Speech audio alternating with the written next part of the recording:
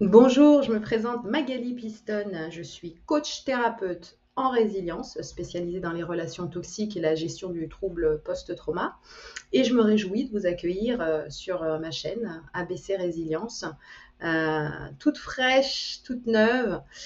Pourquoi cette chaîne? En fait, elle se veut un espace en fait de partage, de mise en commun, de retour d'expérience, de mutualisation de compétences, d'exploration, de réassurance, un espace vivant et protéiforme, donc qui va grandir avec vous. Et donc merci de vos partages, merci de vos avis, et puis on démarre l'aventure. Voilà. On démarre l'aventure. Ce que je vous propose, c'est d'aborder la genèse de la perversion narcissique, parce qu'on en parle beaucoup, dans la presse, dans les médias. Malheureusement, c'est une tendance, en fait, qui est un véritable fléau dans notre société, dans le travail, dans les institutions et aussi particulièrement dans le couple. C'est un domaine qui en souffre le plus et qui est le plus difficilement entendable, souvent par le monde extérieur, parce que rien ne se voit, tout se joue à huis clos. Les souffrances sont terribles et les impacts sur la vie des victimes aussi. Donc, ce que je vous propose, donc, c'est de commencer avec la genèse de la perversion narcissique, son historique, qui a commencé à en parler, comment ça s'est développé, le profil des victimes des anciennes générations, le profil des victimes d'aujourd'hui. Qu'est-ce que la perversion narcissique? Est-ce que c'est un trait de caractère? Est-ce que c'est une névrose? Est-ce que c'est une pathologie? Est-ce que c'est une manière de fonctionner? Enfin, voilà, on va faire un petit tour comme ça pour se mettre dans le bain ou pour permettre de clarifier certains points qui ont besoin d'être clarifiés. N'hésitez pas à poser vos questions, à laisser vos avis. Et je me ferai un plaisir de vous répondre, de prendre le temps de vous répondre, bien sûr. Donc, on va commencer avec notre très cher Paul-Claude Racamier. Certaines le connaissent probablement. Il s'agit d'un expert psychiatre français qui est né il y a 101 ans à peu près. Il a commencé à travailler sur le thème non pas de la perversion narcissique, mais de la psychose. Et son cheminement vers la théorisation en fait de la perversion narcissique va demander une maturation assez longue. Voilà. Il abordera cette terminologie pour la première fois en 1987. Mais voilà, on va se rendre compte qu'il avait commencé ses recherches bien avant, notamment au début des années 50. Voilà. Alors, Paul-Claude Racamier a aussi décrit et commenté cette déviance morale qui a fait des ravages, comme je vous le disais, dans des lieux de pouvoir, dans les institutions. Mais c'est bien la terminologie de la perversion narcissique appliquée au domaine de la relation conjugale qui va créer une véritable explosion en 2012. Voilà, ça va se généraliser, on va en parler, ça va commencer à devenir de plus en plus clair dans l'esprit de chacun. Donc, appliqué au couple, l'information, les articles et les témoignages vont mettre en lumière le fait que c'est un caractère genré qui pointe des comportements masculins abusifs et destructeurs dans l'intimité, et une tendance pathologique que l'on retrouve aussi chez des psychopathes et des tueurs en série, pour n'en citer que quelques-uns: Michel Fourniret, Guy Georges, Pascal Allègre, ça vous dit quelque chose? Voilà. Les experts les ont identifiés comme tels. Il faut savoir que la société et les sociétés patriarcales en général, en fait, facilitent grandement ce type de dérive comportementale. Ce sont des transgressions et des abus répétés qui vont croissant, mais qu'il reste encore très difficile de sanctionner sur le plan juridique. En effet, il s'agit d'abord pour un PN de détruire l'autre sans jamais être vu. Donc, dans l'intimité du foyer ou d'un bureau, hein, pas vu, pas pris, en montant les uns contre les autres, idéalement, diviser pour mieux régner, on connaît. C'est également la manière de pousser l'autre à la faute.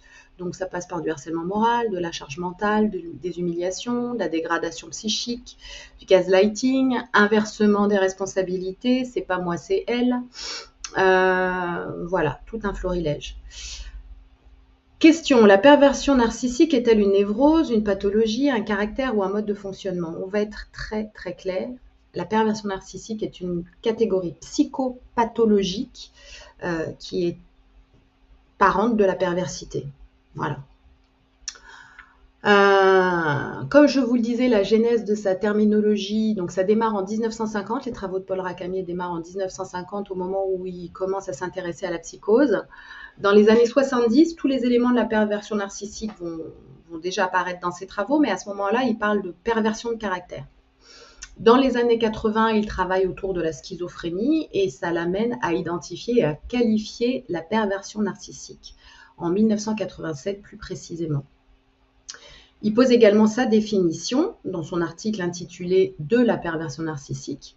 Et donc, Paul-Claude Racamier sera le premier à décrire le fonctionnement de cette pathologie comme une stratégie de défense face à la douleur, dont le caractère destructeur n'apparaît que lorsque cette pathologie s'installe et s'organise devenant une manière de vivre la relation à l'autre.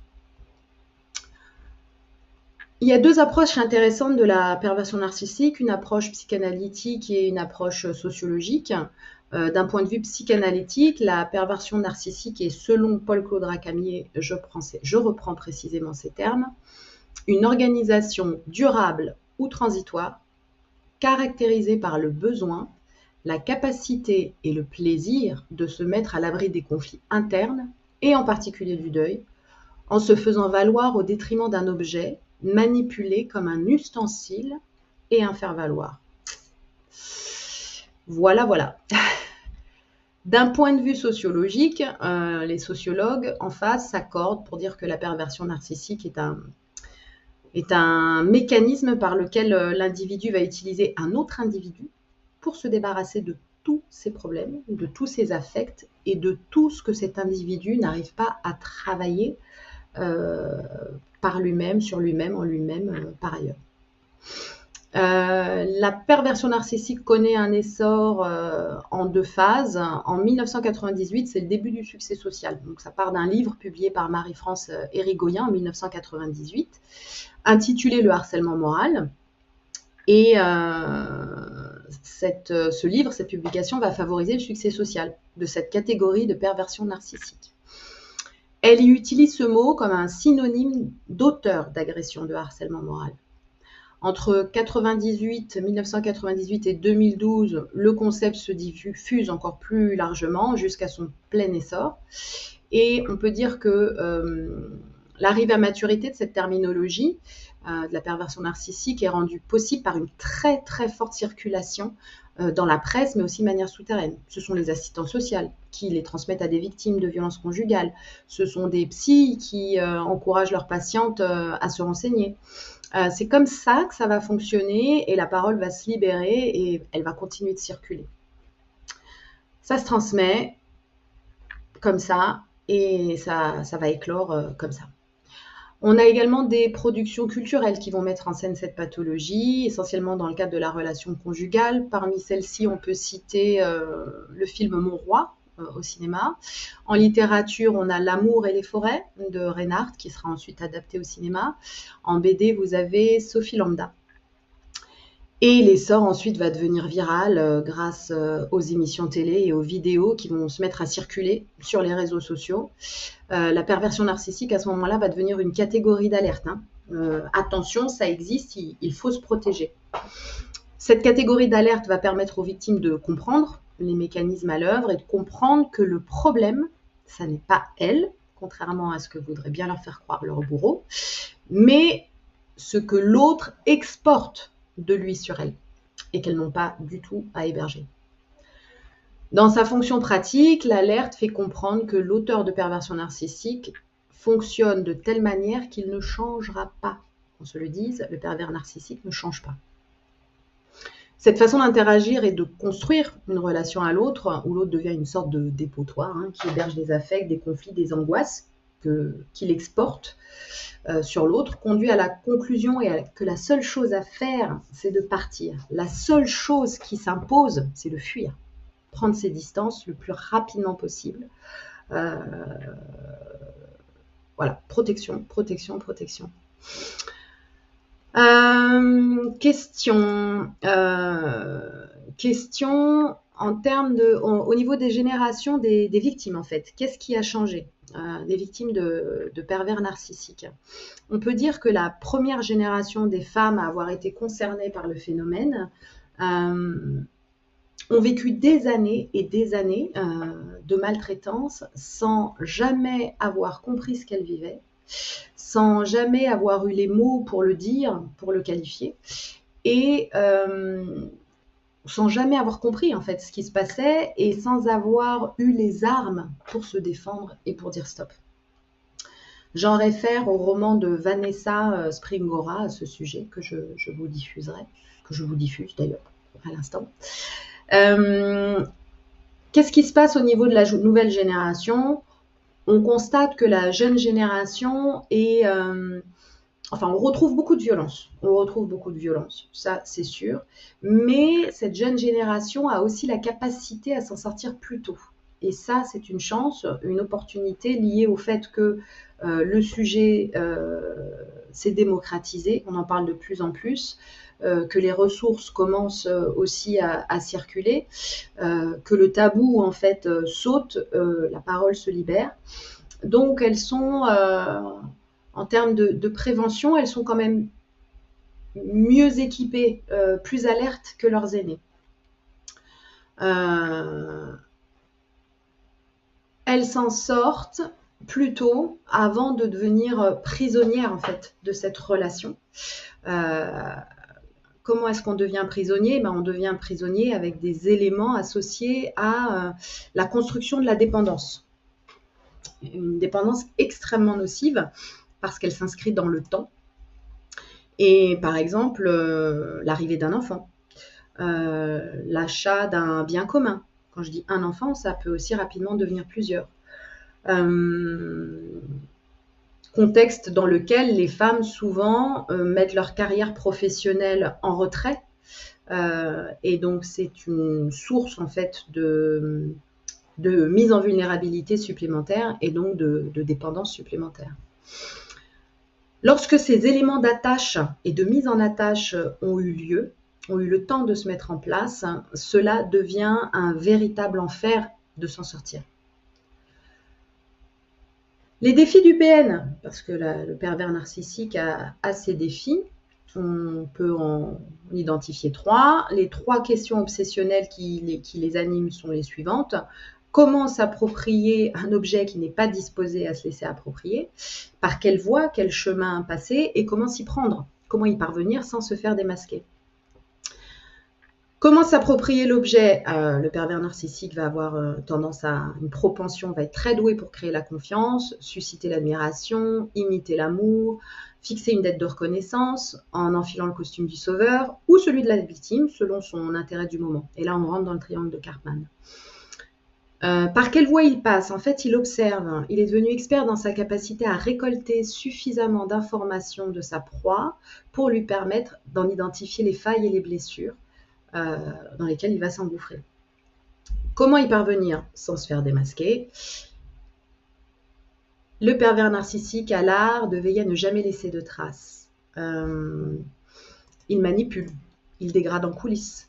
Il développe l'art de faire douter l'autre de lui-même en créant, en entretenant la dépendance aussi. Il culpabilise, il menace, tout en faisant passer évidemment ses agissements pour des actes de bravoure, de bienveillance et de grande noblesse, par opposition aux réactions de l'autre qui ne seraient qu'ingratitude ou pure folie. La perversion narcissique au féminin, est-ce que ça existe? D'après vous, est-ce que ça existe? Alors, si on se base sur les statistiques communiquées, les statistiques disponibles, ces dernières révèlent que ce type de déviance se retrouve peu, enfin pas ou très peu chez les femmes, pour la simple et bonne raison que nos structures sociales, en fait, le favorisent davantage chez les hommes. C'est l'éducation patriarcale dont je vous parlais tout à l'heure. On ne retrouve pas non plus chez les femmes, ou alors vraiment très très peu, cette notion de persévérance dans la relation toxique, dans la relation destructrice, des années, voire des décennies, durant, au motif que je ne supporte pas de perdre la propriété de mon objet. Sociologiquement, c'est dur ce que je dis, mais c'est ça. Sociologiquement, ce type de comportement est davantage masculin.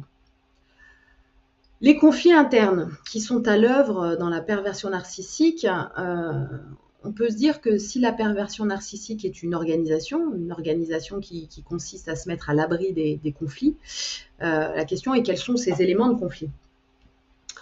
On a le conflit de normes inarticulables, c'est la première chose dont on peut parler. Donc les PN, en fait, sont des hommes qui n'arrivent pas à articuler les normes traditionnelles et les normes égalitaires, alors même que souvent, ils se présentent comme des parents du féminisme, ou des hommes prêts à vivre dans un couple avec des normes parfaitement égalitaires, bien sûr. Ensuite, on retrouve les normes patriarcales. Les normes patriarcales induisent à elles seules le rapport conflictuel à l'autre. L'homme domine, sa parole vaut obéissance et il a un droit à posséder sa femme et ses enfants. La perversion amène à ce moment-là à extérioriser cette norme dans son côté le plus brutal, le plus autoritaire, le plus arbitraire, et sa phase destructrice qui suit.